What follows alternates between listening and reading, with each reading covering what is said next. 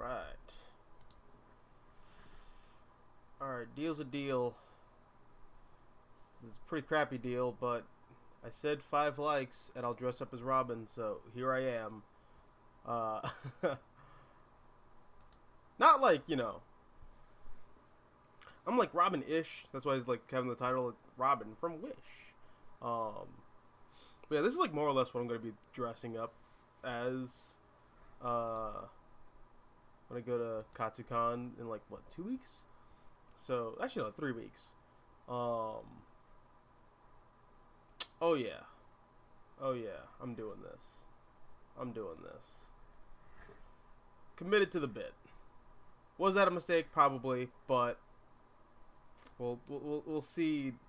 We'll see. As the stream goes on.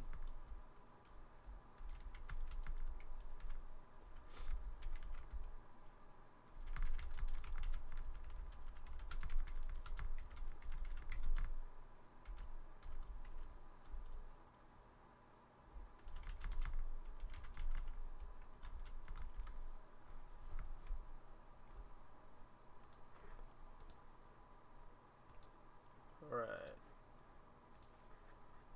And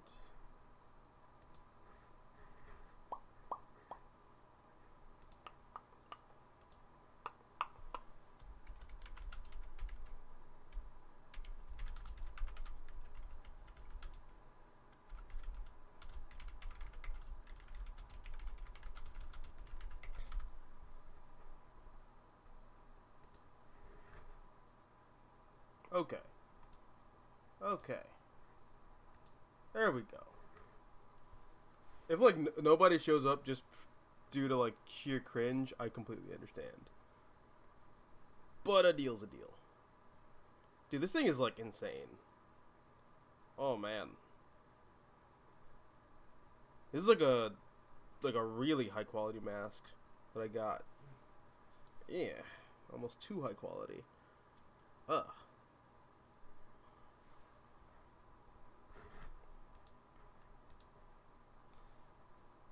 I'm also starting like hella late.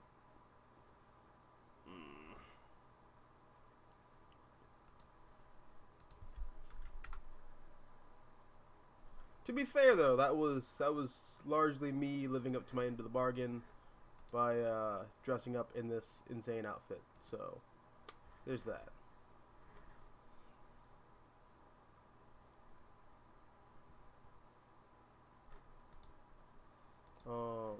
I'm gonna browse Twitter for a bit then. Actually, the first thing that pops up is like James Gunn. Let's see what James got to say. Oh, this is him reacting to the whole like DC live action shows being canceled. So apparently that's oh, so that was like a decision that's like not him, but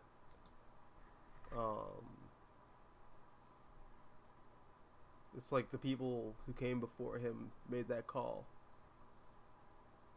Well, that sucks, but it kind of be what it be. It's kind of crazy. Titans, I think, is like probably the worst DC show like ever. But Doom Patrol, I think, is like the best DC show ever. In fact, I think Doom Patrol might be like the best comic book adaptation ever. That's just me talking. So it's kind of crazy how the best DC show and the worst DC show wind up getting canceled in like the same day. It's depressing, but it'd be like that, you know. Apparently that's like out of James Gunn's control too. So yeah. Actually, that reminds me, I am not caught up on Doom Patrol. I know they came back. I just haven't had a chance to like watch them yet. Oh no, that's a lie. I've had plenty of chances to catch up on Doom Patrol. I just have been watching other things. Honestly, I kind of got burned out on superhero TV shows. I mean, I love comic books. I love superheroes, but I would like to watch other things. And frankly, just a lot of the shows, they got to a point where they started to feel kind of the same. Um, it's the thing that Derek in the DC predictions video that I did with Previews World a couple weeks back. Derek brought up a really good point where it was like, dude, all these shows are like, all these movies are basically the same thing. So you're just kind of sifting through a lot of the sameness to like find these nuggets of, oh, that's unique. Oh, that's unique. But like for the most part, they're kind of the same thing. Which is why I just kind of don't watch a lot of them. Oh, it's good, Omega. Oh, dude, you little hellions, kids feeling rebellious, embarrassed. Their parents still listen to Elvis. They start feeling like prison is helpless until someone comes along on a mission and yells, "Fuck Batman! Fuck Batman!" Dude, yeah. I didn't realize how much like Stan I looked. Oh God. I just need like the whole E right there. Maybe like a bit of white face too. I could pull off the Eminem look. I think I could do it. Yeah. I can cosplay Eminem. Definitely something I'm willing to do. Thanks. Yeah, I gotta it's not done yet. Oh, it's good, HR. So the costume's not done yet. You know, I still gotta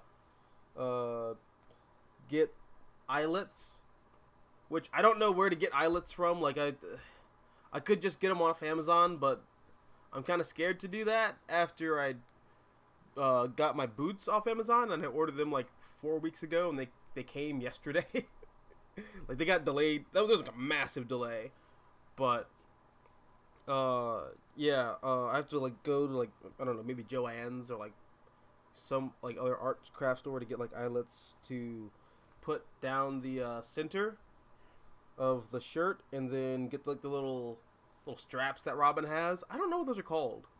I mean, I know like traditionally the costume is based on like a tunic, so a tunic has like the little like the drawstring, but it's not really a drawstring the way it's drawn. It's, I don't know, whatever.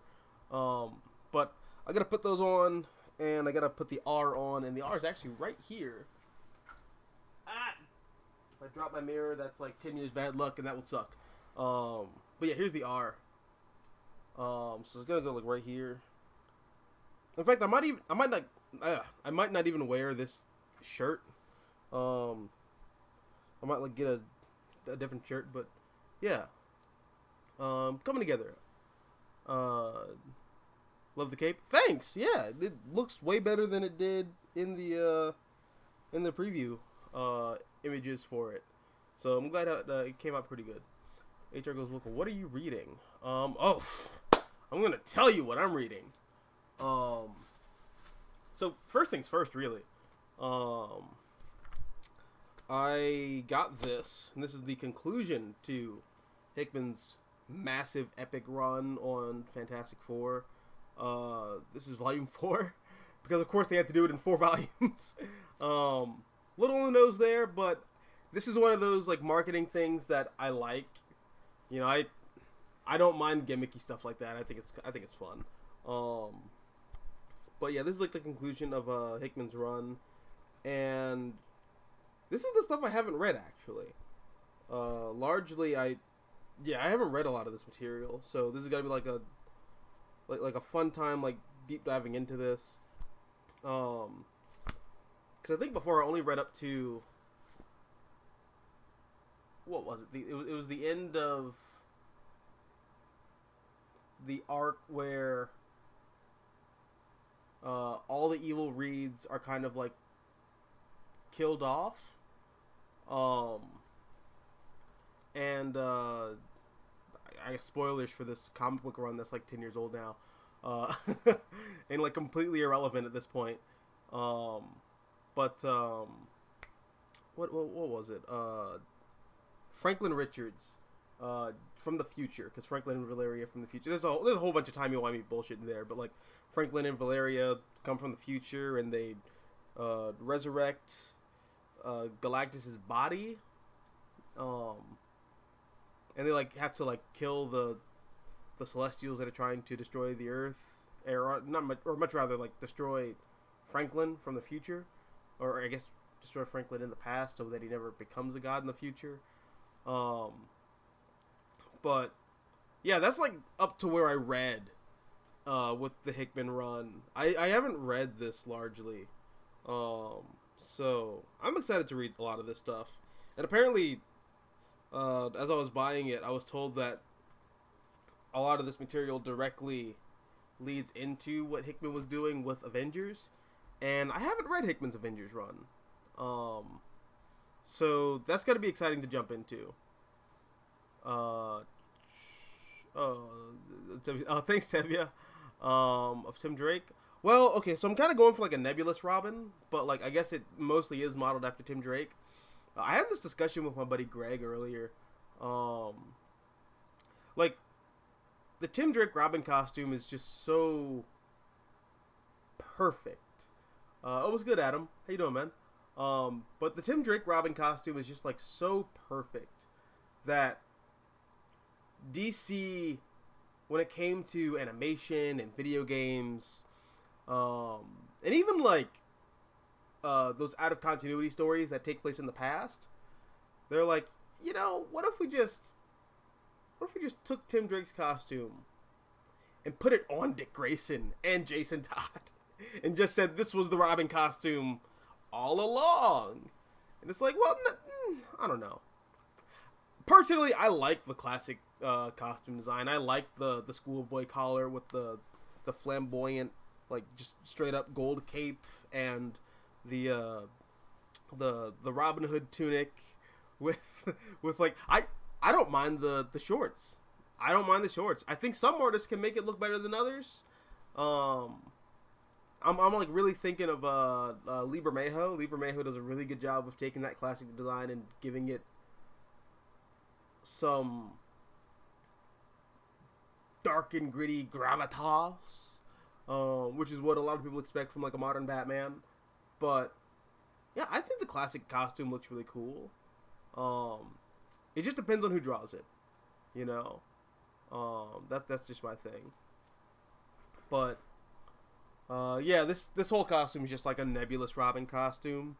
I pulled from a bunch of different inspirations. I pulled from Damian.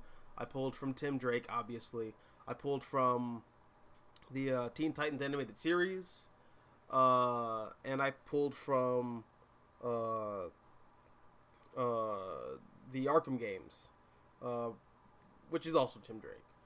But yeah, no, just the Tim Drake costume is just, it's kind of perfect, and just everyone just kind of retroactively makes that the Robin costume. Oh, I'm like super far behind. I am lagging hard.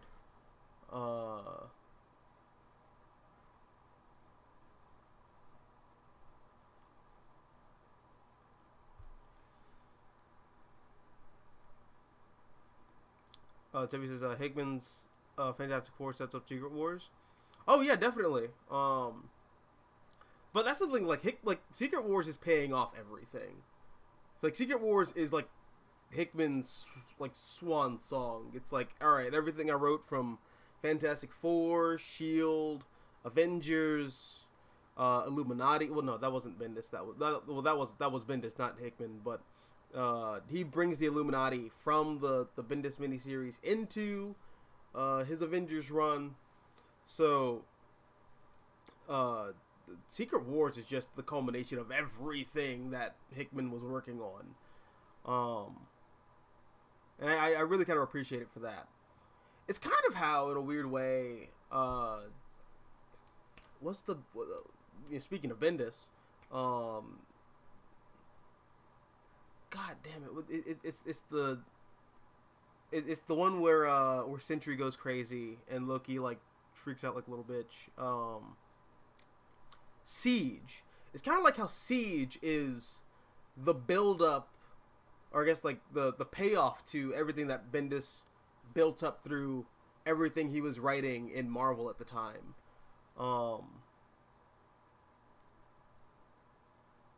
So I don't know.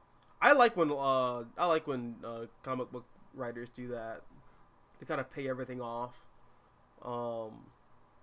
That's kind of what Mark Waid is doing right now, but he's doing in real time setup and payoff. Like Batman, Superman, World's Finest, like is like a little seed spreader. It's just like it's like salt based with like narrative seeds, like going like this. Ooh, yeah, I bet you're gonna see this payoff in like 2 weeks. When he eventually goes off and does Batman versus Robin, which then leads directly into Lazarus Planet, which I know that Mark Waid is gonna do or much rather we know. I don't have like any sort of insider knowledge. Just we know that Mark Waid is gonna do Captain Marvel Shazam book at some point in the near future. And Lazarus Planet is definitely sowing the seeds for some Shazam chicanery. I'm excited for that book. I absolutely love Shazam, the Marvel family.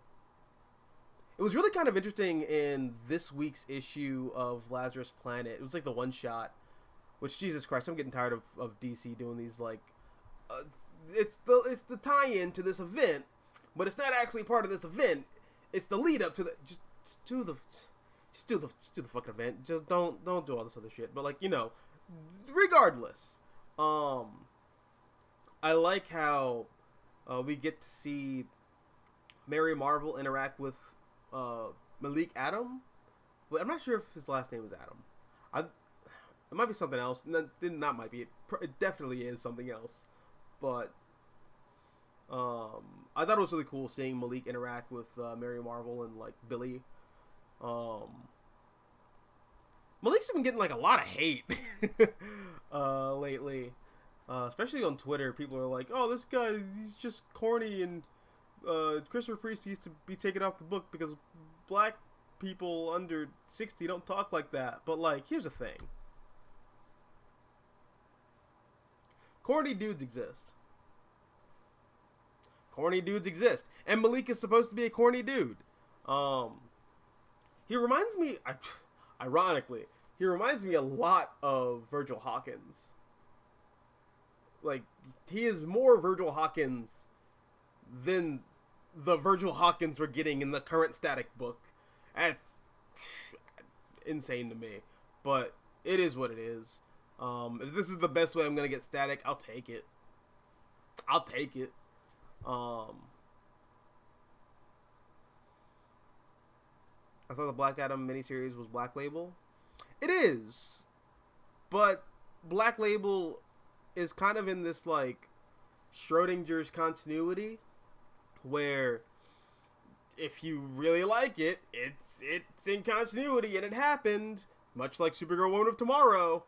And if you don't like it, or have problems with it, or don't want that to be something that has major ongoing ramifications for that character, in the case of Strange Adventures by Tom King and I almost said Lee Weeks, but it's not Lee Weeks, it's Mitch Gerads, and Doc Shaner. If you don't want that to be in continuity because you think it's some weird stuff with Doctor or not Doctor Strange, Adam Strange, well then it's not in continuity. It's just over there in the Tom King verse, along with Batman, Catwoman, just over there.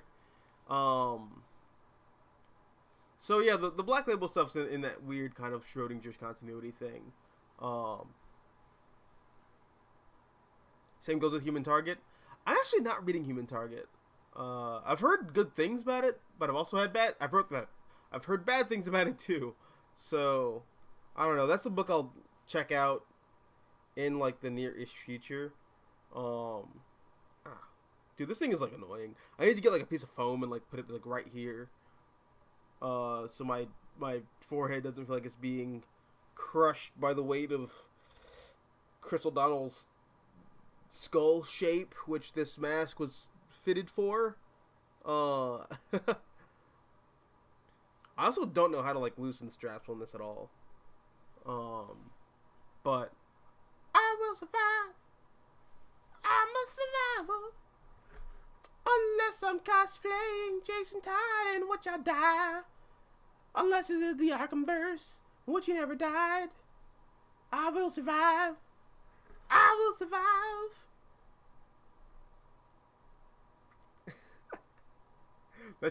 That should be Jason Todd's theme song. In fact, Tim Drake should hack his phone and then make that his theme song. That'd be hilarious. So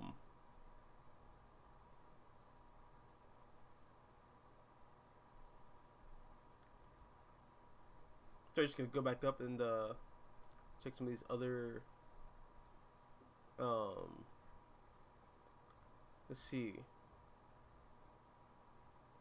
Omega says, I would say Tim Drake's costume is the best because previous were laughable at a point. Okay. Laughable. That's a little harsh. I don't think the Robin costume is any less laughable than like the Aquaman costume. And that looks beautiful in live action. So it all depends on just how people want to portray it, you know. I actually like that they just straight up brought back the classic Aquaman costume. It also helps that Francis Manapul does an amazing job drawing it. I'm a big Francis Manapul fan, though. I love Francis Manapul. I've been a fan of his ever since I read The Flash for the New 52. Which I also think he did the art before New 52.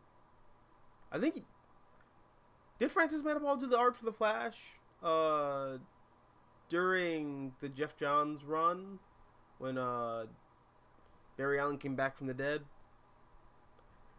Might be him.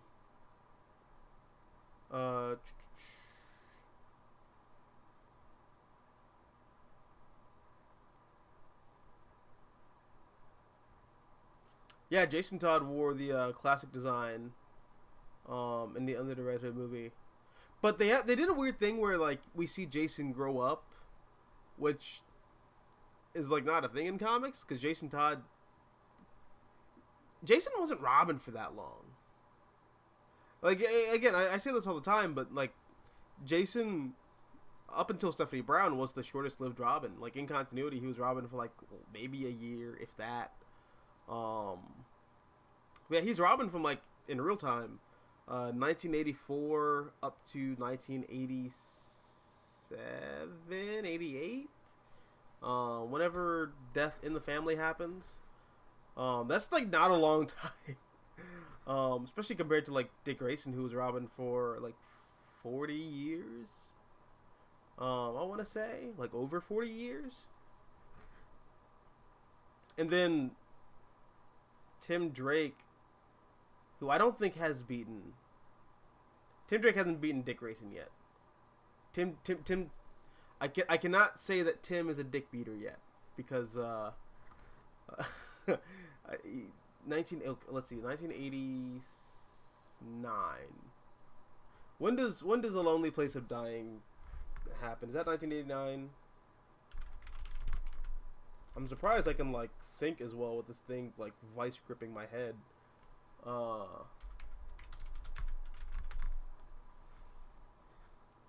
Yes, that's 1989. And Tim is still technically Robin. So let's do some math here. Probably simple math, but I can't. I've got the Violet Myers death grip just. Which, hey, it's not the worst way to die, but this is not Violet Myers. This is a mask I got from Amazon.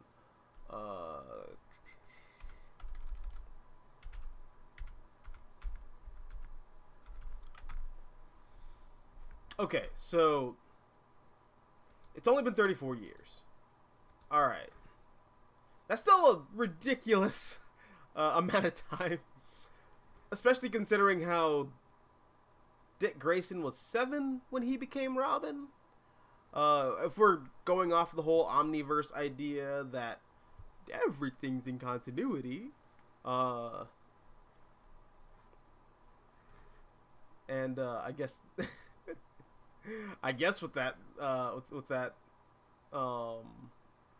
train of thought, like, it's not as pathetic for Dick Grayson to like be Robin up until he's like 22 if he started his career when he was 7. Also means Bruce Wayne, even for the time before we had child labor laws, even for the time, that's still really bad. That's still really bad. But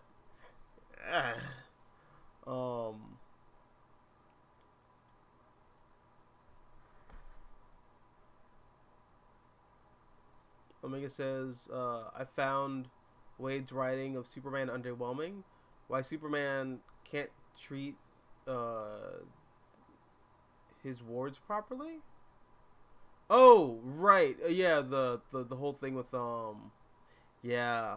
I'm not sure what Wade's trying to do there.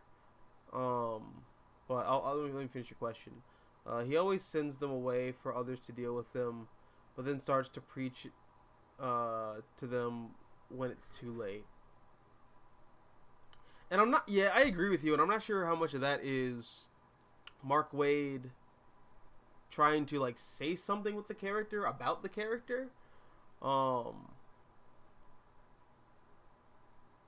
mean, I want to give him the benefit of the doubt and say that's what he's doing, but I also know that Mark Waid has this unwavering boner for Silver Age and Bronze Age pre-Crisis Superman, to the point where I don't know if he's commenting on that. That's a thing. Superman's a very fascinating character pre-Crisis. And I use that word specifically. I'm not going to say I like pre-Crisis Superman. I think he is a fascinating character, though.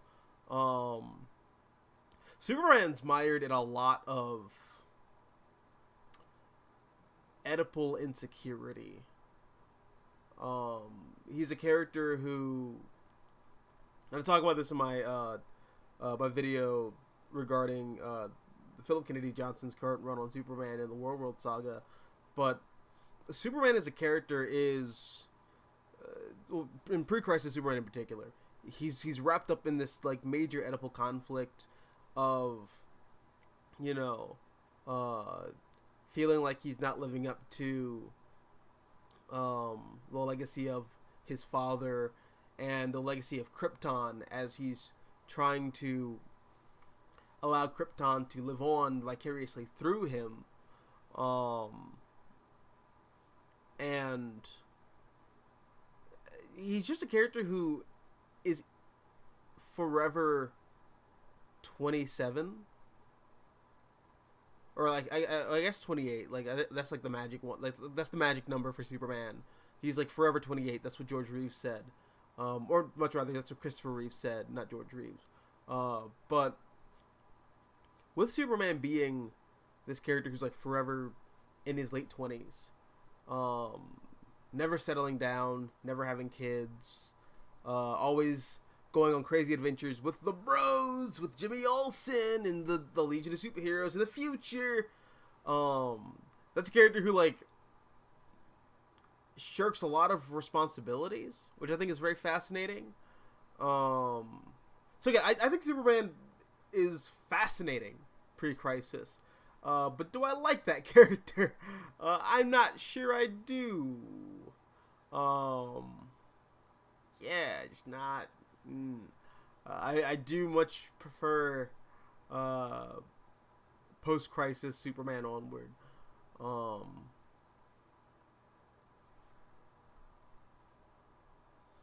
But yeah, that's something that Mark Waid kind of pointed out through Kara, where Kara brings up the fact that as soon as she shows up, this like 11-year-old girl who finds out she's the last of her people, Superman's like, "Oh, you're just like me. You're Kryptonian."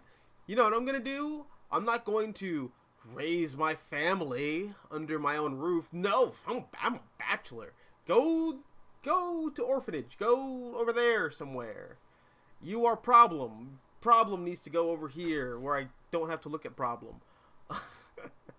uh, Dude, pre-crisis Superman's like a dick. He's just bad. He's really bad.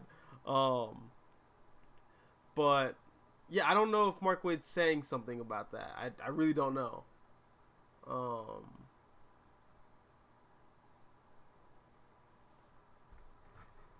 It would come off as like very unsympathetic if he's not saying something with that. You know, you just have like this string of characters who are brought in who are mirrors for Superman, and Clark's just like, oh well, but you see, here's the thing: I'm not Batman. I'm not taking in strays. Goodbye, go away. Like that's Homelander. Pre-crisis Superman's just Homelander at that point.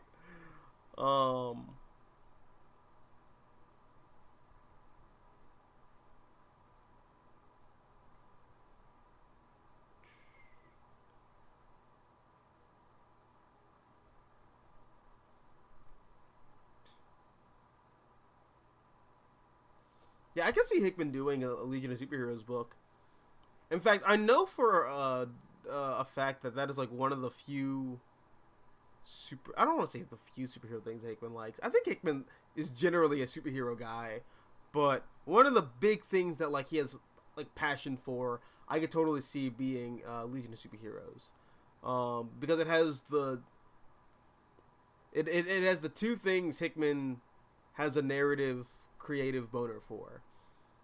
It's a weird sci-fi cosmic thing, and it's a massive like ensemble team book. So that's just Hickman's bread and butter right there. Like I could totally see Hickman doing a Legion of Superheroes book. And much like Avengers, I could totally see it just being or I guess from what I've been told about his Avengers run. Well no, I take that back. What did I read? I read the arc where everyone's fighting everywhere all at once. Where like Hawkeye and Spider-Woman are like fighting someone in like the negative zone, and you have like Black Widow in space, and Iron Man's trying to fight AIM, and the White House is under siege, so Captain America's like trying to fight. I think it might be like the Brood at the White House. So I could totally see if Hickman ever did Legion of Superheroes, that's just the book. It's just one massive fight scene, and I would have a problem with that. I would not have a problem with that. In fact, I would actually read Legion of Superheroes if that happened. Because Legion of Superheroes is generally a boring book. Boring and confusing and dumb. I'm sorry. I've offended like the 5 Legion of Superheroes fans out there in the world, but it had to be said.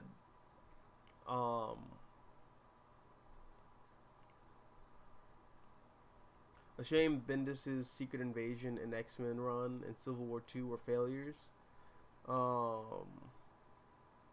Yeah, I think after Siege, Bendis really started to just feel fatigued. Because that's what happens with Marvel and DC. They will latch on to a writer who is like really good and really talented, has a lot of really fresh and interesting ideas, and they just kind of front load them with everything, and they put the responsibility of the universe on their shoulders and say, you got this, buddy. You got this. Don't burn out. You got this. That's just a thing they do all the time, you know? And like, I definitely think that's what happened to Bendis. I think he got burned out. Well, a combination of things. I think he got burned out, and I also think his strong suit is street level pulp stuff and crime. Like, Ultimate Spider-Man is a massive criminal conspiracy comic. You know, Daredevil is a pulp noir TMZ train wreck story. Like, you're watching this man just kind of like self-destruct as he's undergoing a 50 issue nervous breakdown. Jessica Jones, Alias, that is that's a crime, like, noir journalist story. Well, journalist, she's a private eye, but you know, still. So yeah, no, like, that's Bendis' bread and butter. So when Marvel was like, "Hey, you're a great writer. Let's give you the Avengers. Let's give you the antithesis of everything that, like, you're known for writing." Yeah, I can definitely see how that. Dude, this mask is, like, insane. Holy crap. How does Chris O'Donnell, like, look out of this thing? Like, Jesus Christ. I mean, it's probably sculpted to his head, but still. Oh, man. I need, like, one of those, like, foam things, like, right here, for, like, immediately.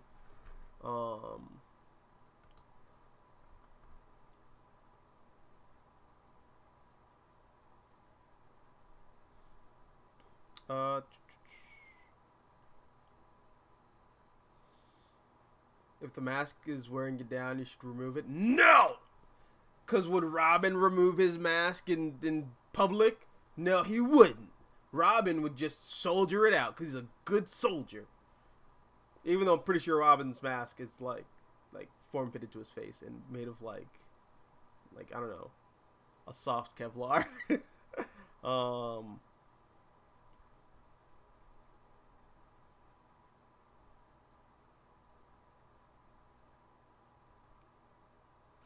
I still call him DC's Captain Marvel. He's the original Captain Marvel. Like Shazam? Yeah, he's Captain Marvel. I don't know what that whole deal is with DC and Marvel where they can't call Shazam Captain Marvel. It's so frustrating. It's so frustrating. I hate it so much. I just call him Captain Marvel. I don't care. It's not like I'm reading the Captain Marvel comic at Marvel Comics, so like if I ever say Captain Marvel, you be rest assured you know who I'm talking about.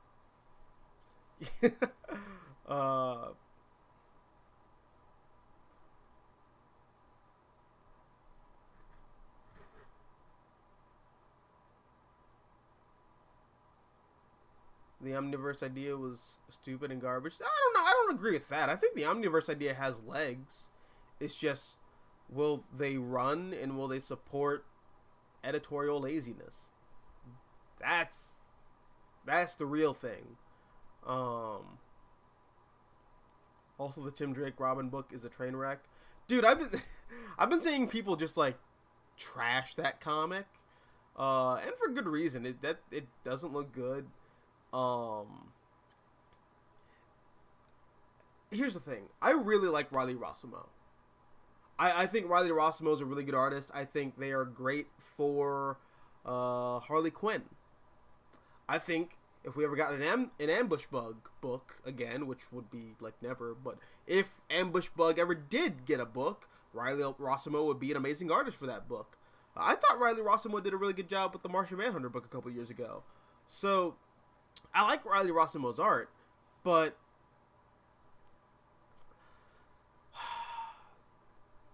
the twinkification of Tim Drake. Nah, bro, that's unacceptable. That's just... What are you doing? That's not that character. Like, this... DC Comics, did you not learn anything from the reaction to Iceman? Just did you? Or, if you did, I really think you learned all the wrong lessons from that. Here's the thing, and this is just me being like just real with y'all.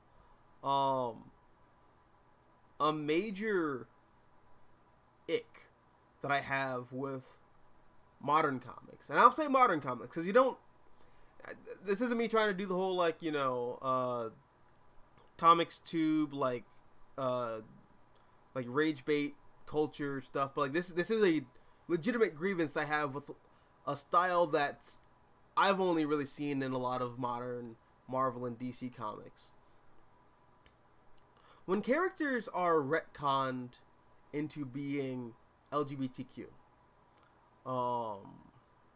when characters are revealed to be LGBTQ, male characters in particular, they're always twinkified. Like, you notice that? Like, characters that are traditionally not twinkish are made to be twinkish because you're like boys now, so you have to hold your cape like this in frill, and you have to do all these weird like poses, like Tim Drake was not anything like he's being depicted in the current Tim Drake comic book by Riley Rossimo, and I can't remember the name of the writer, but that's not Tim Drake. That's not his character. You could have Tim Drake come out as being bisexual, because in the real world that happens all the time. You know, there are people who find themselves later in life, and that's just the real world. It'd be like that. But just because you find out that if you're a guy, just because you find out you're like attracted to men, you don't start acting more effeminate. It's not how that works. For starters. Second of all, wow, way to be counter progressive. Way to be retrograde to your thinking. Because I guess all men who like men are effeminate. Like that. These are things that, like, I get that a lot of these editors and creators are trying to be like progressive, but just please, for the love of God, just a little bit more time should be spent on I don't know, just going over with a little conversation about if some of the changes you're going to implement into this character moving forward with the status quo might come off as counterintuitive, counterproductive, or homophobic. Just throwing that out there.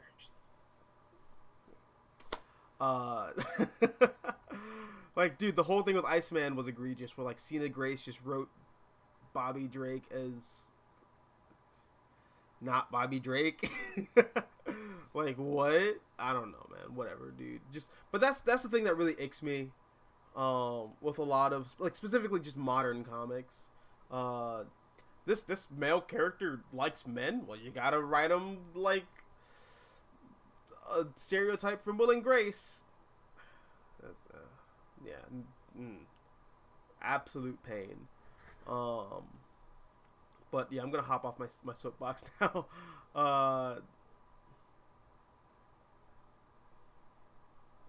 Personally, I liked World's Finest, especially with that reveal.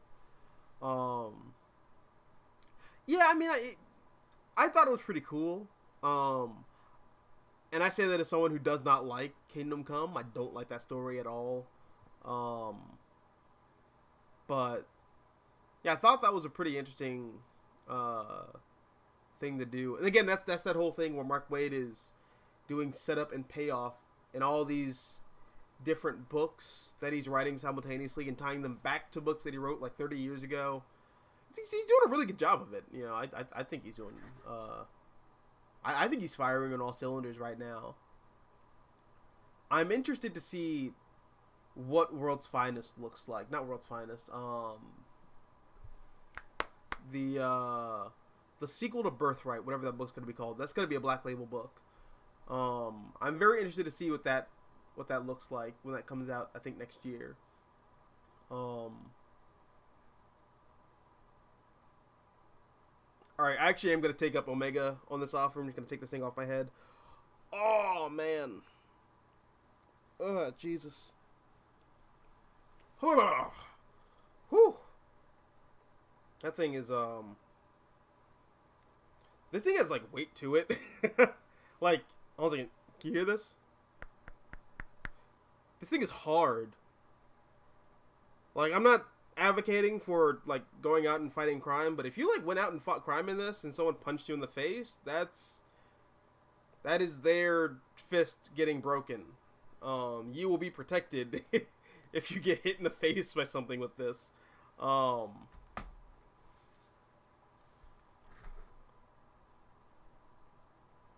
wow. Oh man. Gotta let like the blood flow to my eyes again. Holy crap.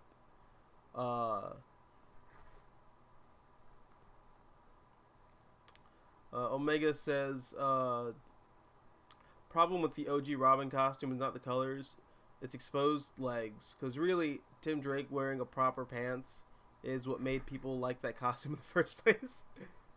Yeah, no, I feel you. I don't know.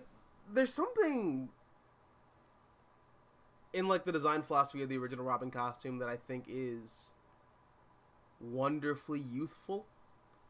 And I think Robin having shorts, maybe not like, you know, when they're depicted as booty shorts sometimes, but, you know, when you look at, again, Lee Bermejo, the way Lee Bermejo renders the costume, or even Frank Quitely, how Frank Quitely draws the Robin costume, like the classic Robin costume, it's something that just kind of feels like, which, again, is wonderfully youthful, that I really kind of appreciate.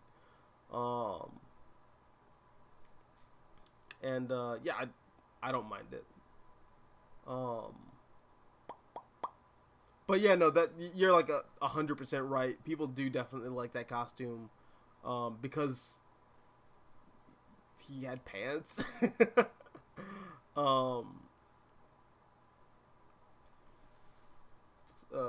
Toby says, didn't Grant Morrison's New 52 Superman try to be like pre-Crisis Superman but failed miserably?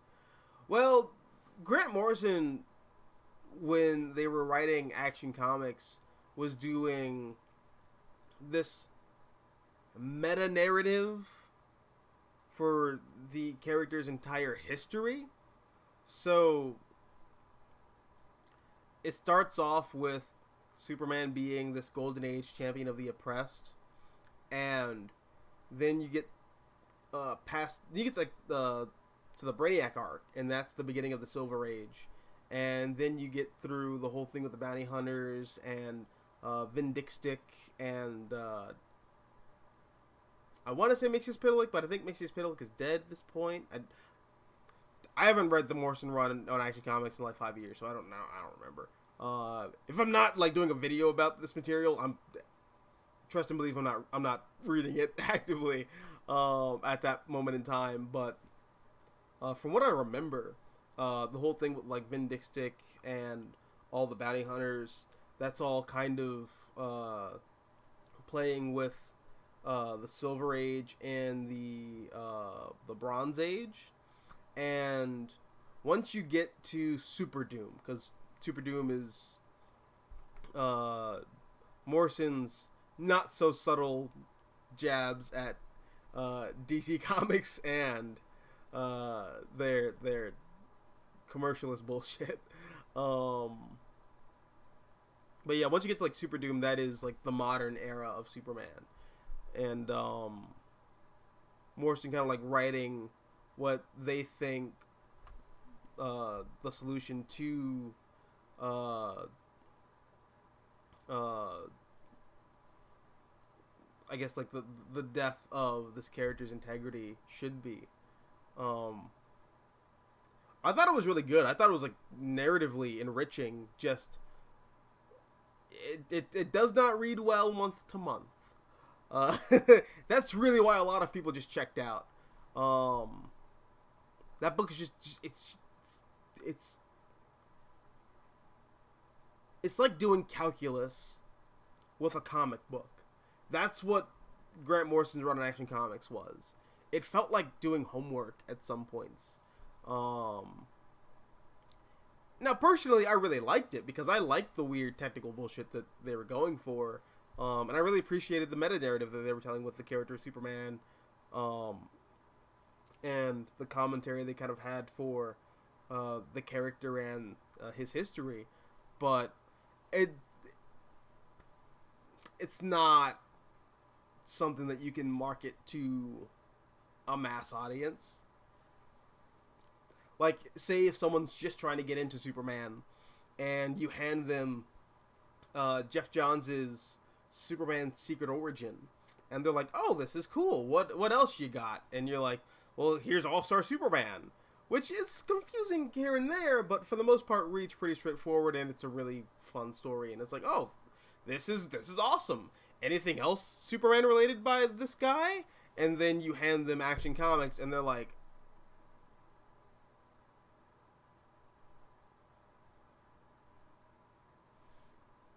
I don't want to read comic books anymore. Like, that's that's why Action Comics failed. That's really why Action Comics fell apart in the New 52.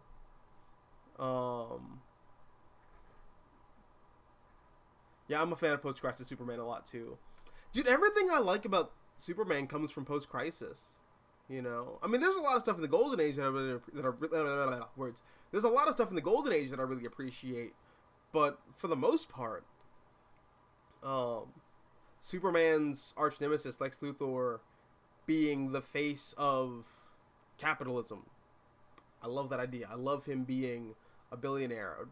I love the idea of Ma and Pa Kent being alive. I love the idea of Krypton not being this scientific wonderland. In fact, it is a horror show of science gone wrong. And civilization becoming the worst version of itself and then dying as the result. I love all the ideas of Clark Kent seeing himself as Clark Kent. You know, that whole idea that Clark is who I am and Superman is what I can do. So yeah, no, just like, for me, Post-Crisis Superman is Superman. Like, all the stuff that I like from Superman comes from Post-Crisis. So I'm a big fan of Post-Crisis Superman. That's my Superman.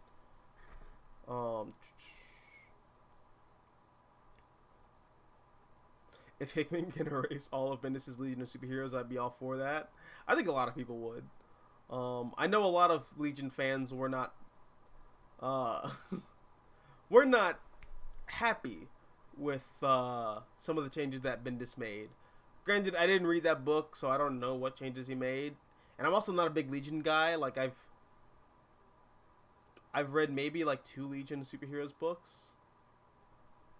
No, let's see. I read the Supergirl and the Legion of Superheroes book by Mark Waid, which came out like 15 or so years ago. I read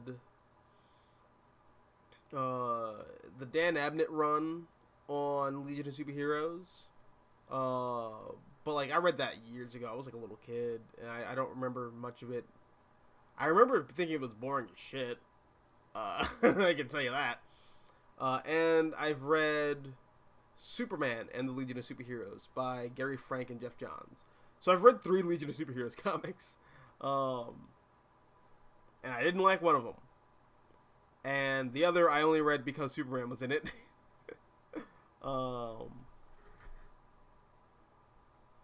Most awkward moment where you revealed you're a comic book fan to someone.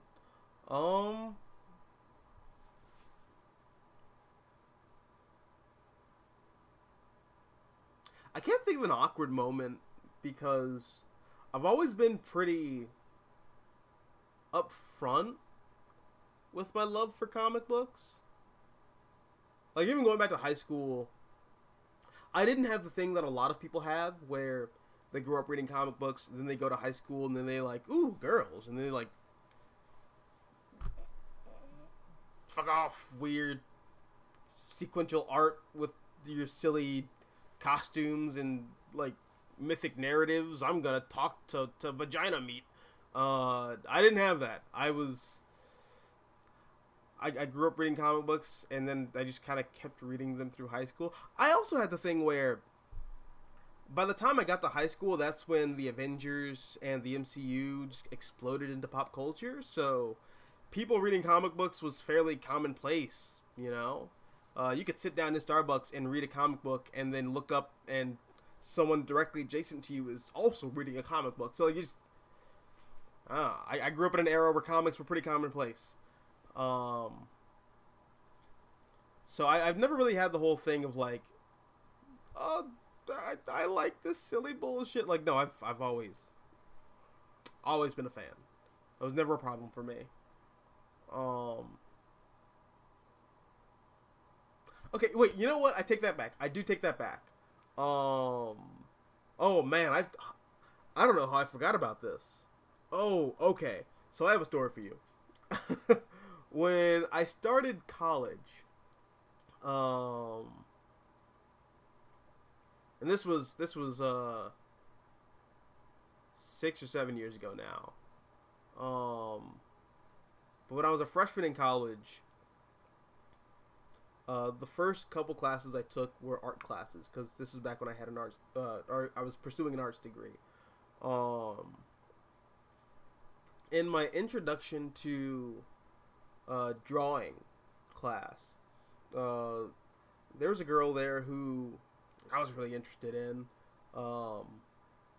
and our professor like pulls us aside because he really liked the way that we were both progressing in the class, and he wanted to move us up to like a different level, and he would often have us like work with him because he wanted us to be TAs, and we would like talk with each other after class every so often. And I remember I brought up it was Superman related. I brought up like a whole thing about like drawing like dynamic figures, and how I was always frustrated when I tried to draw Superman like ripping the shirt open, you know, and she was like, I could tell she was like, what do you mean? Why would Superman rip his shirt open? And I was like, well, because, you know, he's Clark Kent, you know, he secret identity does the thing. And she just kind of gave me a look like I started speaking in quadratic equations via Greek. And I was like, well, you know, Clark Kent, you know, is Kal-El's baby dead planet, Krypton, fly to Earth. And she just is giving me like an increasingly, like her eyes are just going like, oh, this guy's weird. No, this guy's weird. Like, so, yeah, no, suffice to say, nothing happened, with that relationship. There was no relationship because I think I scared her off by talking about comics, and she just wasn't into it. So yeah, if there's a moment where like, I don't know, there's like an awkward vibe, when I brought up that I was into comics, that's one of them. But again, those moments are like very few and far between for me. So, yeah. Generally, most people go like, oh, that's cool. I like the Avengers too. And I'm like, yeah, dope. Avengers are dope.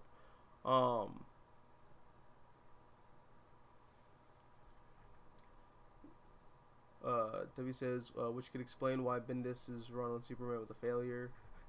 Because Guy couldn't write the Superman family to save his life. Well, that's like the thing. From what I've been told about Bendis' run, granted, I've only read up to like issue 6 of both Action and the main Superman book. I thought he had a really good handle on Superman, but it just, I didn't like the way he wrote the supporting characters, which is weird because Bendis is like a former journalist, so you'd think he'd write a solid Daily Planet, but he just didn't. I don't know why. Adam says, hot take, I still hold that Alias is Bendis' best work. It's a very complete story, deconstruction that did not get super dry and repetitive, and the Bendisisms didn't happen yet. Yeah, no, I really like, it's good, Supreme Omega. But yeah, I really like Alias a lot.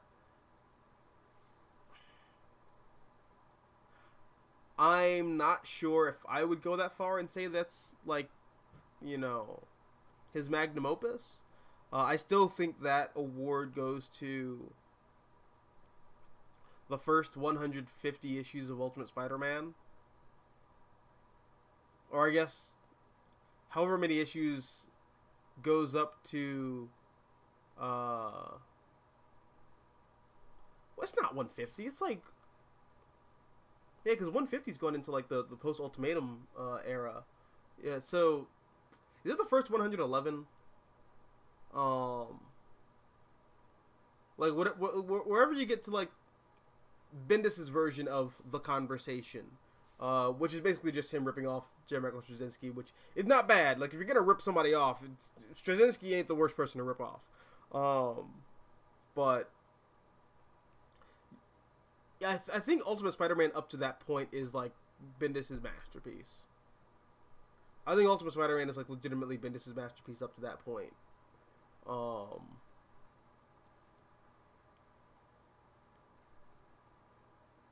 Adam says, what did you think of the time DC ran with creativity over continuity? AKA, cock. Please give me cock.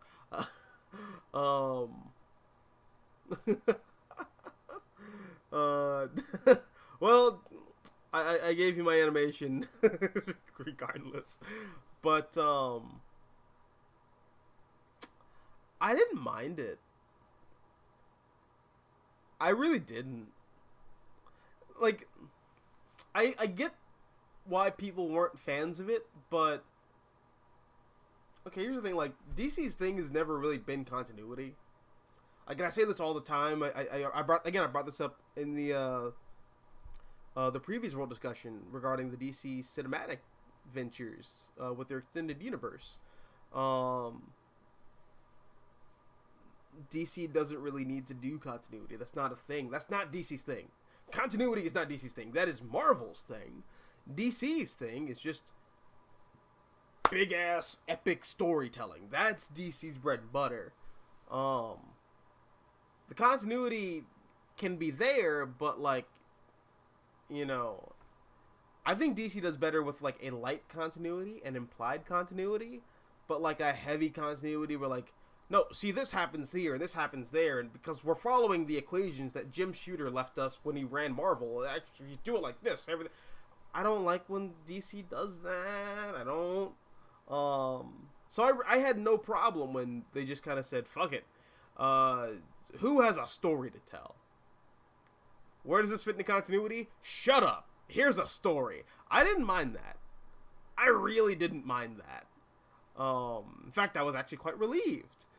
Because this was coming off the heels of New 52, where DC was just trying their damnedest to make a cohesive, really, a cinematic friendly, easily adaptable universe. Because we see what you were doing, DC. We see what you were doing. And that whole thing just kind of, I don't think it worked. But, I mean, I know some people were fans of it, but I personally wasn't. So when DC just said, whatever, man, do you want a Martian Manhunter book? Where does this fit in the continuity? Shut up. Do you want to watch Manhunter book or not? Do you want to see Bat Bunny? Does Bat Bunny fit in the continuity? I don't care. Do you want to see Bat Bunny or not? I didn't mind that. I really didn't. I was actually kind of just relieved that they went in that direction. A bit of an overcorrection, if I may say so myself, but I still thought it was pretty good.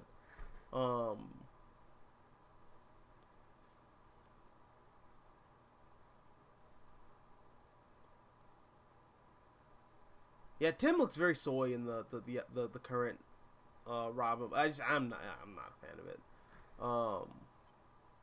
Adam says DC learning from Iceman is like a student who writes a paper about 2 days before the deadline and copy and paste 5 different essays into the same topic and drops it like a weight. Oh man, dude, why are the big two like this? Like, they will literally watch. Like, one of them will watch the other, like, just fall flat on its face after jumping off of a cliff. And they'll say, you idiot, you fell flat in your face. That's because you didn't jump off the cliff and do a front flip. Like, just, no, it's not the lesson you learn from that. The lesson is don't jump off the fucking cliff. Just don't. Dude, those companies are insane. Those companies are insane and like counterintuitive and hilarious. I love those characters, but Jesus Christ, they are managed by like cokeheads and crazy people.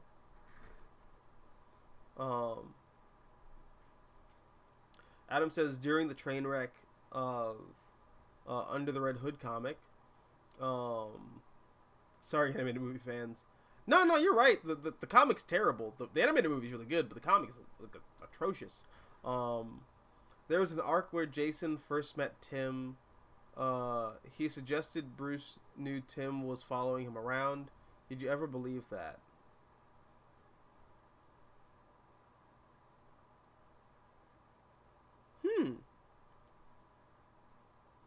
I don't remember that. Like, I like legitimately don't remember that, but that would be a neat retcon.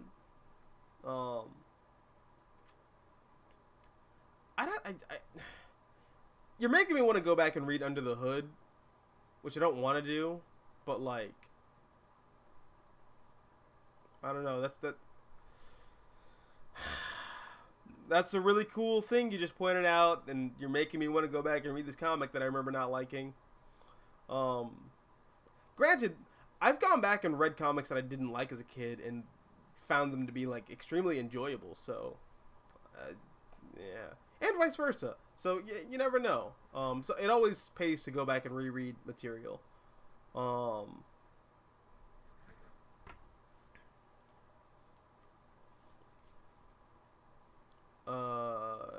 Once again, what's up, Supreme? How you doing, man? Omega says my biggest gripe with Marvel is Dakin. He was always bisexual, but he was cool, intimidating, and interesting. But then he degraded, then he was degraded to be only a gay Wolverine. Lost all depth in the name representation. Lost all depth in the name of representation. Yeah, that's just a thing that happens a lot of times in a lot of modern comics. It's very infuriating. It's very funny because, and you don't just see this in comics. You see this in film and definitely video games a lot now too. It feels like there's this overcorrection. You know, we gotta fix the legacy of comics or video games or movies by injecting all this like hyper cringe girl power and gay power and trans rights matter and trans power, and it's like you guys are acting like there haven't been gay, trans, black, female characters who are prominent in these spaces for the longest time. And it just shows like a clear ignorance of the medium and this material, I feel. And I guess like take it back to comics in particular. It's just so infuriating when you see some of these creators and editors give these interviews and they're just so fucking full of themselves, and they're like, see, here's the thing, there's never been prominent gay characters and this thing, and it's like, I don't have it with me. I actually just gave it to a buddy of mine. But, like, Stormwatch came out 25 years ago. Midnighter and Apollo are not new characters, guys. You know? John Constantine is... what? He's like he's like an old Swamp Thing character created by Alan Moore from, like, the mid-'80s. He's bisexual. Like, what? You know, like, Dawkins not even a character that's recent. You know, I think he's like an early 2000s creation. So, like, these characters have always been there. I'm sorry that you were ignorant of them, but just because you were ignorant of their existence doesn't mean that they did not exist. So this whole, like, retroactive, like, we're bringing the Marvel's voices, and we have representation. It's all very performative, and it's all very ignorant, and it's a prominent display of said ignorance. And also it's a clear, like, just a clear evidence that a lot of these editors working in comics right now, they're not editors. I don't know what the fuck they are, but they're not editors, because they're not editing anything. But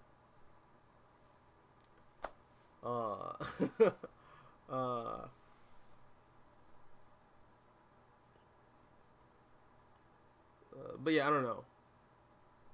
Yeah, these characters have always been around, just... Supreme says, like I've been saying, or like I've been reading Dixon's 90s Nightwing, the only really iconic good Nightwing solo run in my view. Yeah, I can see that. I think Nightwing has a real problem, and I talked about this before, but Nightwing is not supposed to be a solo character. I think Chuck Dixon did a really good job of, okay, if you ignore Teen Titans,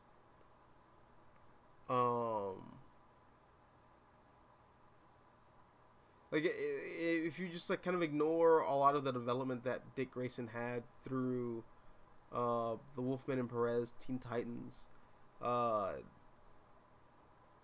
the Dixon run on Nightwing is near flawless, you know?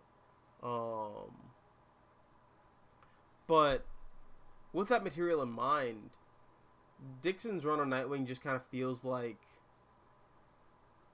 retreading charted waters with the character. Like, oh no, I'm gonna be in Batman's shadow. It's like, yeah, that was the whole point of you becoming Nightwing in Judas Contract. Like, and that's just what Dixon's run is for, like 80 issues. And it's weird because he kind of, like, doubles down on Dick being a discount Batman, which is counter to everything George Perez and Marv Wolfman were trying to do with that character, by putting him in a bleak city that's just, the criminal underworld sees it as the inflamed cockles of its bowels. Like, so it's just Gotham. You just got another Gotham. And see here, the criminals here, they're crazy. Oh, so it's just Gotham? Like, it was, I don't know. The Dixon run on Nightwing, I think is good. It's really entertaining, but it is just kind of retreading old water with that character. Um,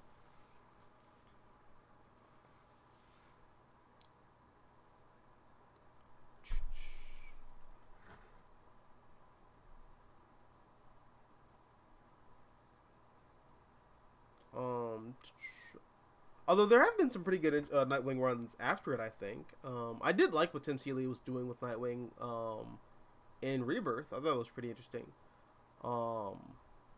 Like having Nightwing be Batman's like James Bond, like go over there and solve that crime that I'm too busy dealing with shit in Gotham to investigate. Like I thought that was pretty cool.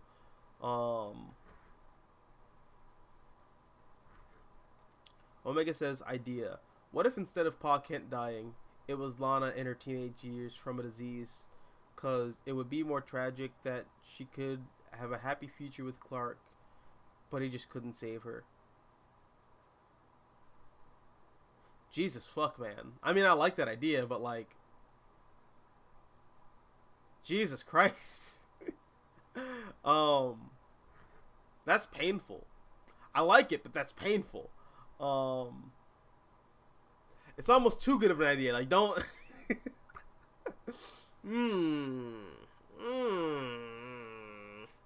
Yeah, that's gnarly. That's gnarly. I like it, but that's gnarly. And that way you do get to have Pa Kent stick around. Also, okay, let's be honest. What has Lana Lang done in recent years that has mattered?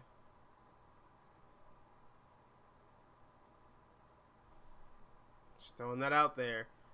I don't know. I think Omega might be onto something. Omega says about correction. Remember that time DC tried to correct Lobo with New 52? I do. I honestly did not mind that. Okay, so here's the thing with Lobo. And this has been said like multiple times, but Lobo's whole thing is like being a reaction to what pop culture is like just flipping their foreskin over. Back in the 90s when Alan Grant reintroduced him post-Crisis, he was an allegory for what is this? Ew. Part of the cape came off into my mouth. Gross. Gross. What was this? Oh, what was that? Lobo. Okay. So, I didn't mind New 52 Lobo because Lobo is a character who's just traditionally, character who people like. He's supposed to be a parody character. And, yeah, like, at the time when the New 52 was big, or I guess when DC was trying to make it big, Lobo was a reaction to the Twilight era. And that whole, like, glittery vampire, like, twink era, which was, like, all the rave at the time. So that's what New 52 Lobo was supposed to be a reaction to and mimic. I didn't mind that. Because Lobo in like the 90s, when Alan Grant rebooted him for the post-Crisis era, was a reaction to Wolverine and Cable and all the other like hard-edged, cigar-chomping, I'm the baddest ass of the badasses. Like that's what that character was that time period. Which even then, Man Lobo is not the original Lobo. The original Lobo is like some weird frisky dingo bullshit from the Omega Men. I haven't read his first appearance, but like every time I look at it, I'm just like,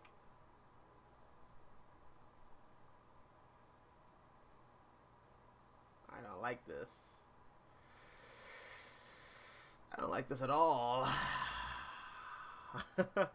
Oh, good night, Tevya. Supreme says, on DC, I've more interested in reading older stuff in the pre-52, I read that as pre-dildo era, pre-Didio era. It's more rewarding than trying to keep up with modern DC cape shit. Reading and collecting back catalogs is fun. No, I definitely feel you. And I go on those adventures every now and again too. I don't know. I happen to think that a lot of the material that DC and Marvel are publishing right now are pretty good. So I'm kind of in that space of like keeping up with a lot of contemporary comics, but I could totally see myself checking out in the next couple years. In fact, dude, let me show you more of the books I got this week.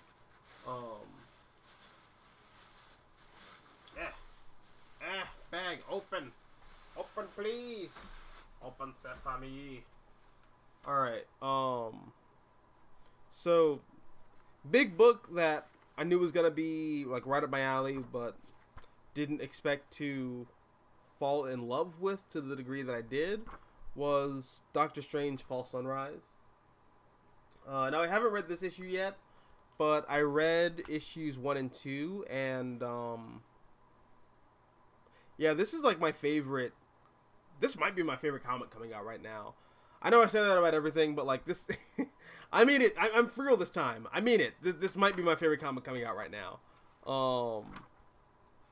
I just look at stuff like this. Let me see if it comes up.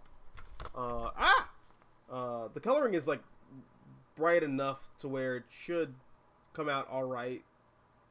And my camera. But yeah, Trad Moore is just like an absolute genius. So something really hit me when I was reading issue 2. This book is dealing heavy in Gnostic mythological principles. Like, I mean, this is gonna sound reductive, or I guess to me this sounds reductive. This whole story is basically Doctor Strange versus the Demiurge, which, I mean, for those of you who like aren't really into like occult reading and like, you know, all that weird magical mumbo jumbo bullshit, the Demiurge is like the anti-god. It's kind of this reading on Judeo-Christianity, and saying that like the Judeo-Christian God is like evil, and this like malevolent entity that wants to bind people to the material world. I think, like, you know, regardless of like my personal beliefs and all that, I think narratively it's a very fascinating concept.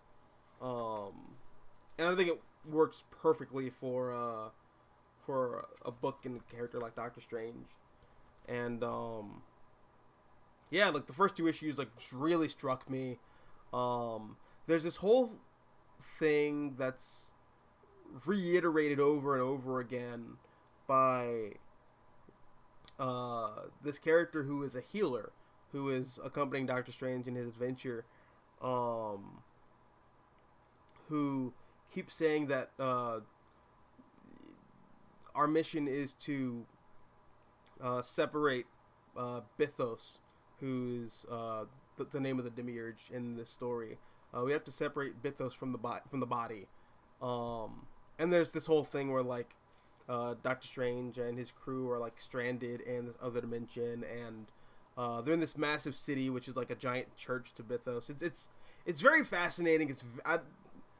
I'm really excited to see what this book kind of does in building off of the previous 2 issues. And I'm very interested in seeing where the rest of this book kind of goes. But yeah, for me, this is if you aren't reading this and you're like a Doctor Strange fan, or you're like a fan of like horror comics or occult comics, you're missing out. Like, you're missing out big time.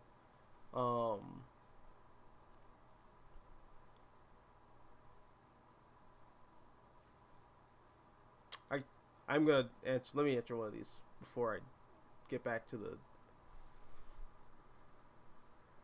the me just saying things. Um,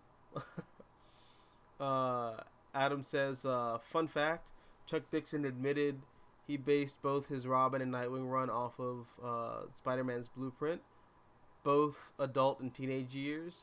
Also, the Nightwing villains were just not it in that run. Yeah, no, they weren't. They just weren't memorable. Like, I remember the cowboy dude, and I remember the guy whose head was on backwards, and I remember Blockbuster. Those are like 3 villains that I remember from that run. And then Two-Face comes along, and it's just like, all right, well, this is really just gonna be a straight up like discount Batman book. All right.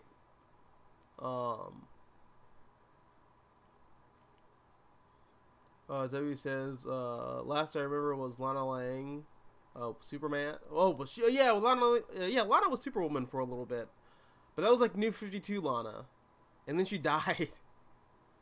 Just, dude, doesn't that book also like kill off New 52 Lois Lane in just like the most disrespectful, horrific way possible? Just, dude, the early Rebirth era was just bizarre and just overcorrection up the ass.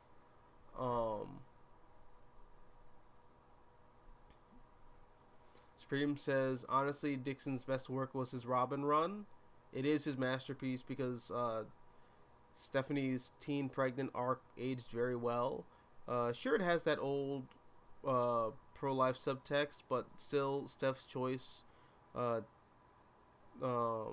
give the baby up for adoption. Yeah, I hear that a lot about the Dixon run on Robin. That's like, compared to Nightwing, like Robin was the book. So yeah, I'm definitely gonna give the Robin book a shot when that material comes back in print, because I don't know if it's still in print or not. I think it might be out of print now. Let me double check.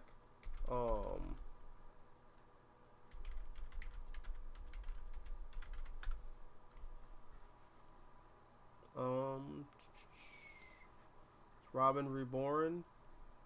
Oh, you're like dirt cheap. Okay, so you might still be in print.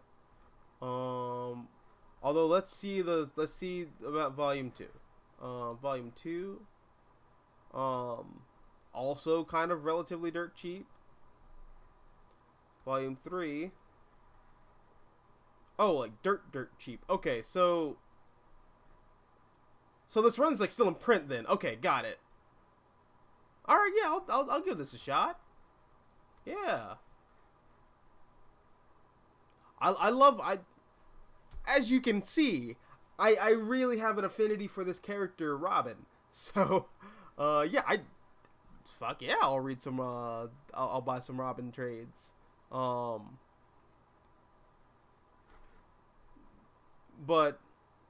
I don't know. So Supreme saying that like the Chuck Dixon Robin is like that's like Dixon's magnum opus. All right, it's a tall order. It's a really tall order. I'll take you up on it though.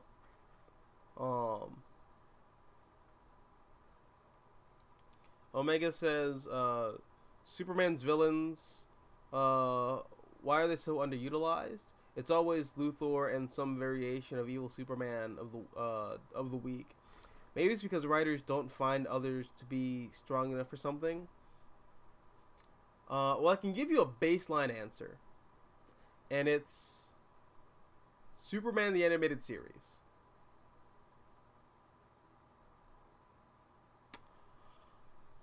So there's a reason why people consider Batman's Rogues Gallery to be fascinating and iconic and brilliant and like so transcendental. It's because Batman the Animated Series, specifically season 1, wasn't boring. You know, it was engaging. The story's really focused on the villains. Batman's just kind of like a background character in his own show, really. But Batman the Animated Series is like a villain showcase. It's why a lot of people fell in love with Batman's Rogues Gallery. Same thing with the 90s animated series for Spider-Man. That's the reason why a lot of people consider Spider-Man's Rogues Gallery to be iconic, I believe. It's because it wasn't boring, you know? Spider-Man has cool villains because the stories are interesting, and that means all the Rogues Gallery are great. Even though I don't think Spider-Man's Rogues Gallery is that great, just gonna be honest. I think they're colorful and fun, but I don't think they are great. In fact, I think most of them are just flat characters. Which ironically people think Superman's Rogues Gallery is full of. But they tend to think that because Superman the Animated Series, season 1 in particular, is just so goddamn boring. It's so boring. It is. It really is. And that's why I think a lot of people don't really regard Superman's Rogues Gallery. A lot of people grew up watching the 90s Marvel DC cartoons. You get to Superman the Animated Series, and I mean, that show is largely just like, not unwatchable, but like, I mean, compared to Batman the Animated Series, compared to Spider-Man the Animated Series,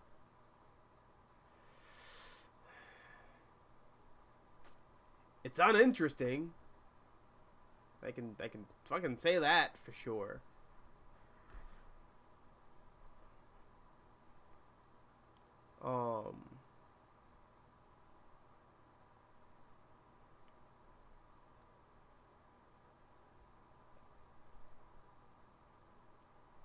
But it did have a major, Lex Luthor played like a major role, and Brainiac played a major role in that series, in the DC animated universe as a whole, which is why I think people often just kind of default to Brainiac and Lex Luthor as Superman's like de facto villains, or the ones that people actually like, I guess, care about.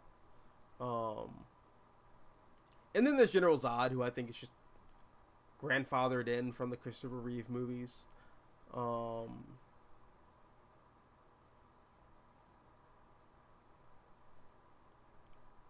Supreme says, also in Dixon's Robin, Tim and Stephanie's relationship is the most stable, healthy romance in the Bat family, because Dick's romance with Corey and Babs is a hot mess. Well, Dick Grayson has a really interesting thing where he can't settle down. That's the whole thing. And Tim Seeley plays with this idea a lot in his run on Nightwing. The reason why Dick Grayson can't commit to a relationship is because deep down he's still that traveling circus boy. You know, he can't be rooted for too long for anything. He has to go out and, you know, do more adventuring. But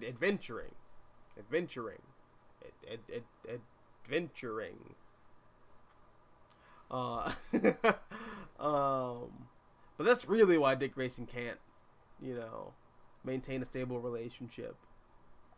I also think maybe being raised by Batman has a key role to play in that as well. Omega says, a problem with Superman the Animated Series, the creators just didn't try as hard as they did with Batman the Animated Series. Oh, that's evident. Bruce Timm is like the ultimate Batman fanboy. So is Paul Dini. It makes complete sense why they put all their efforts into Batman, and Superman's just kind of this. Well, we made a Batman show that won a bunch of Emmys, so Warner Brothers is making us do a Superman show. That's really what it feels like. That's really what it feels like. Omega says, "What's your opinion on X-Men Evolution?" I think X-Men Evolution is the best X-Men cartoon that we've ever gotten. I like, and I say this with reverence for Wolverine and the X-Men. I appreciate what they were going for, but personally, like in my heart of hearts, yeah, X-Men Evolution is like the quintessential X-Men animated experience.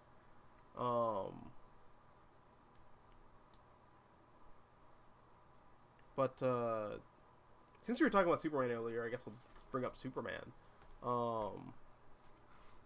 We got Action Comics 1051 by Philip Kennedy Johnson and Jurgens. Oh yeah, because Dan Jurgens did the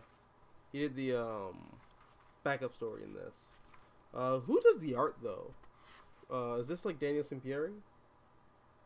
No, this is the art is Rafa Sandoval. I love this artist a lot for Action Comics. I think they're really good. Let me see if this comes out all right. Yeah, this art's fantastic. I also love the homage to Kingdom Come.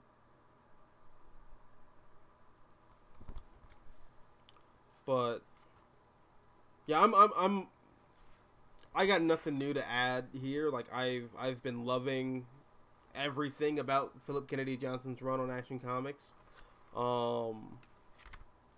He really gets this character. He gets this world. I love what he's kind of doing with like Steelworks and how they're like a new age competitor to LexCorp. I think that's pretty cool. I also like the tower. I think the tower looks pretty cool.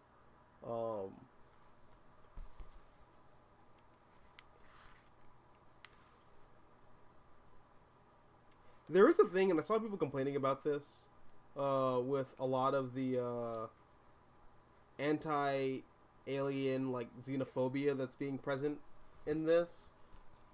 People are like, why are we retreading old ground with Superman? And it's like, okay, well, it's not. They're not protesting Superman. They're protesting a lot of the alien refugees who are. They were kidnapped on Warworld, or I guess they were kidnapped from their home and brought to Warworld. And after Superman liberates Warworld, well, there's gonna be a weird in between process where there's gonna be some aliens who want to stick around. And there's going to be some aliens who want to go back home. But there's also aliens who want to go back home, but they don't have a home to go back to. So they're kind of stuck on Earth. And that's really what this whole thing's about. Or I guess the whole like protest angle is about.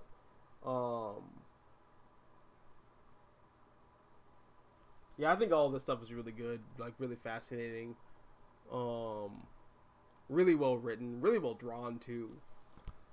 Speaking of things that are really well drawn, this page has been circulating the internet for the past couple weeks, not weeks, past couple days. I mean, I'm sure it's gonna circle the internet for the next couple weeks. Jesus Christ, Lois. I mean, I see the vision, but like, absolute degenerate. Which I'm okay with. I might be in a minority here. I like when my comic book couples are a little kinky and freaky in the sheets. I like that. I think it's fun. I think it adds a narrative layer of complexity to these characters and their relationships and their dynamics. I am a filthy degenerate myself, and I like looking at these things in my comic books, which Frederick Wortham would have a whole conniption. Like, okay, dude, Frederick Wortham would like get to this page and just like he would just suffer a stroke. He'd see this and go like, "Oh, the comics are correcting the," and then just collapse. He'd die. Rolling in his grave right now. But yeah, I'm like a big fan of the current Action Comics run. I'm really liking it.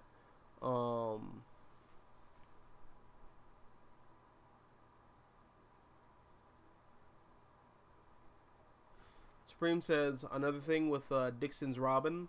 In the later issues of the run, he is the one who sets up Cass and Steph's friendship that Puckett builds off of, where Dixon gives a lot of the care and love to the main three Bat kids.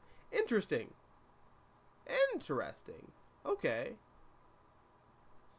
Because in the Kelly Puckett material,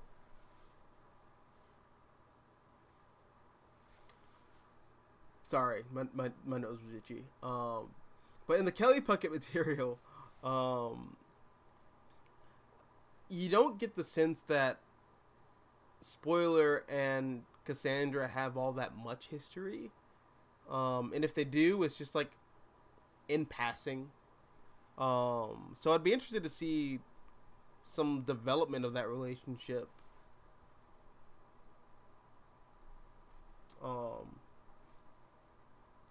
But yeah, as for floppies, this was kind of it this week. There was definitely some other stuff that came out, but I've officially reached the point where I'm in that like job transition, so I don't want to spend too much money. But I did splurge on a trade this week, and it was The Magic Order by Mark Miller and Olivia Coipel. This is a book that I've been meaning to check out for the longest time, but just haven't. I'm a big fan of Mark Miller. I know some people have their issues with his style.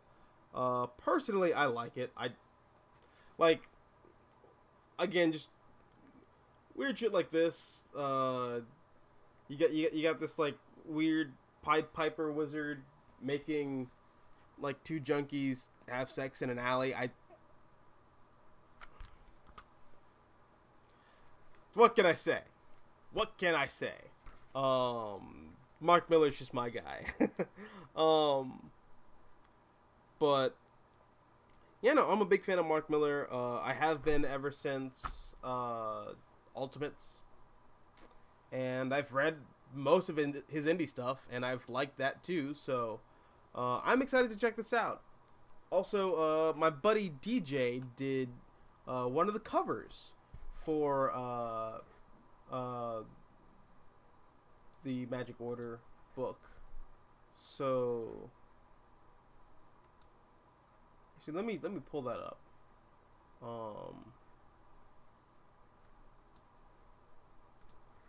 Cause I'm sure you guys have seen this this cover.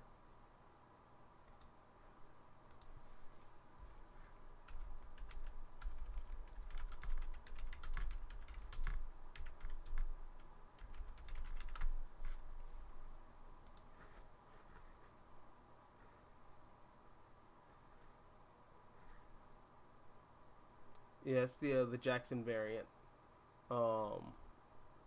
Makes him sound like he's like part of the Jackson 5 or something.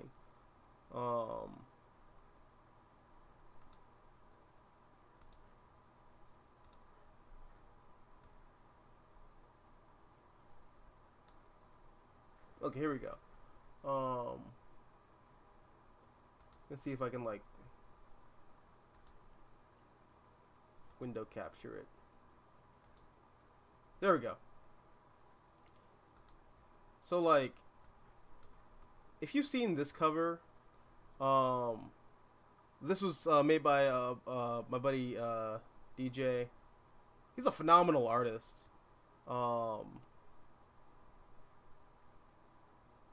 remember like watching him do this like in real time too. It just blows my mind. I kind of hate watching him draw because it makes me not want to ever draw ever again. But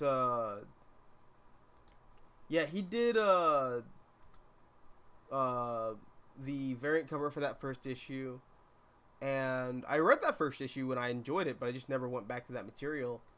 So I'm excited to. Oh crap! Did I just exit the stream? No, I didn't. Okay, cool. I'm excited to like properly indoctrinate myself in the Magic Order this time around. So yeah, those are all the books I got this week. It was a very light week for me. I'm also like trying to be a little conservative for the next couple weeks because Katsucon is coming up, and I do want to splurge at Katsucon. And immediately after Katsucon,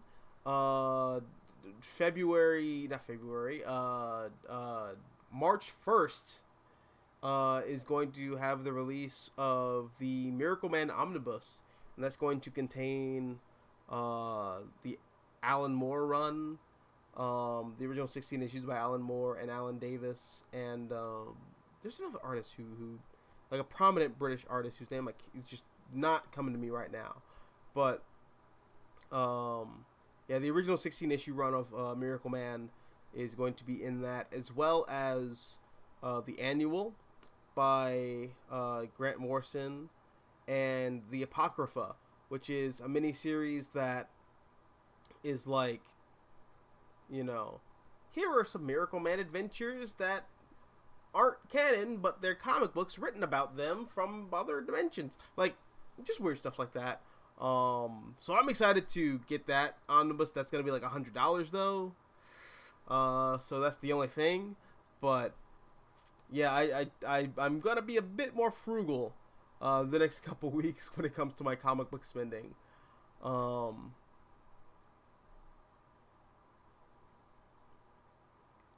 Omega, oh god. Omega says, I think Clark is a Dom who pretends to be a sub, while Lois pretends to be a Dom. Well, being actually a sub when she's with Clark, absolutely. Like, you read that relationship like a goddamn book. That is their precise relationship. I bet you it is. I bet you it is.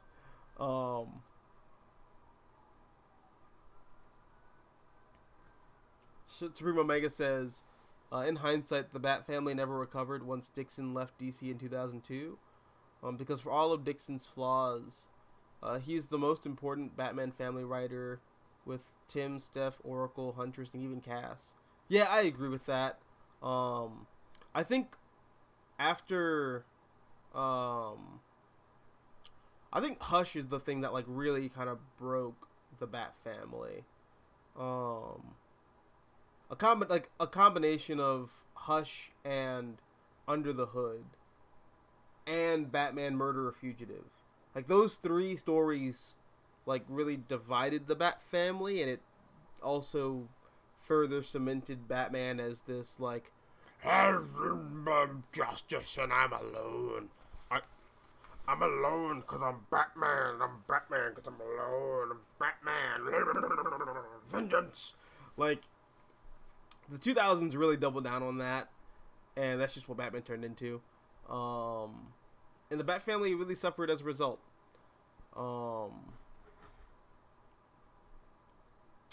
But I do think things are getting better. I think post James Tynion IV's Detective Comics run from Rebirth, I really think the Bat family has started to see like a major recovery since then. So yeah.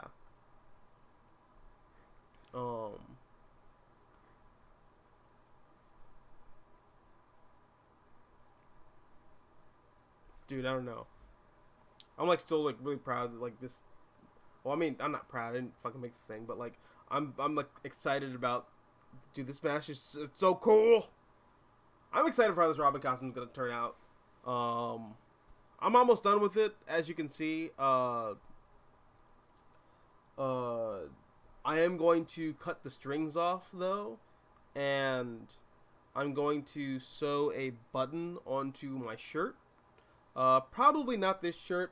I'm looking at the way the collar's coming out right now, and I'm just not feeling it. So I'm probably just going to end up going to, like, I don't know, like Dick's Sporting Goods or Burlington Coat Factory or like Walmart or somewhere, and just get one of those what kind of shirt is it called? Like the sleeveless athletic shirt. I'm just gonna get one of those. And I'm not gonna fuck with the collar like I did this one. I'm just gonna leave the collar as is, sew a button onto the collar area, and I'm gonna maybe like cut holes into the cape right here, and like sew a little like I don't know what that seam is called, like a protection seam, the fucking condom seam to stop the spread of tearing, I guess, like a suture. So just like this whole thing just buttons onto the shirt, and I might end up making some gauntlets. I think, because I think Katsucon is in like 3 weeks, or I guess 2.5 weeks. There's a lot of time. There's a lot of time for me to mess with the costume. But yeah, no, I'm like really excited how this came out. I also have the utility belt like right here. This is my utility belt. It looks really good with the green pants that I have too.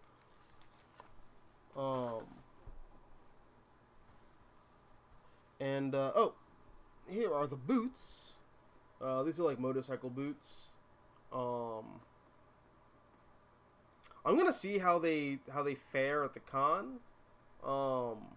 If they fare well, then I'm gonna continue utilizing them for future cosplays. But if not, I'm just gonna like maybe sell them for like half the price that I bought them for. But they look really good. I think they fit the aesthetic of what I'm going for very well. But yeah, no, dude, no, I'm excited for this cosplay. I'm excited for Katsucon. It's gonna be great. But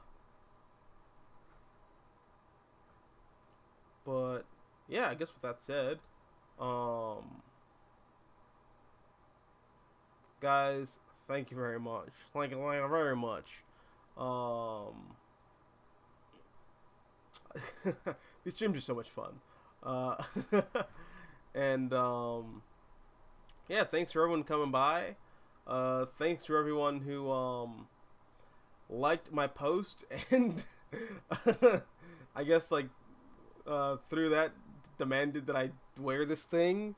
Again, it's not done. There's still some work I have to do on it. Like I have to like iron this onto like one of my shirts or whatever shirt I end up getting for my Robin cosplay. And I have to make those like 3 little like straps along the middle of the breast. But yeah, outside of that, I'm damn near done. I'm definitely gonna show you guys how my cosplay came out before Katsucon, because I should be done before Katsucon even comes around. So yeah, I don't know. With that, hey, thank y'all for watching, and 1 second. As always, until next time. Oh wait, too low. All right, 1 second. Perfect. As always, until next time. Adios, nachos. Adios. Wait, hold on a second. I still gotta do the thing. There we go. Adios.